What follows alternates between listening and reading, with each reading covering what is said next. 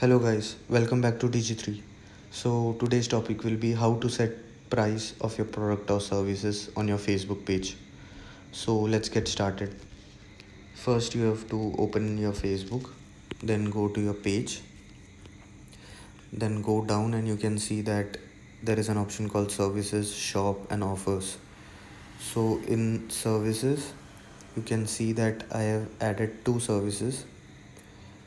So either you can click edit and edit whatever you have added on your service page, or you can click on add service and name that service, click on price, keep a duration and then save.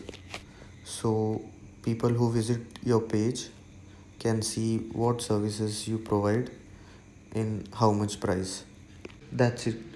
Please like our channel and subscribe so that you never miss any updates. Thank you.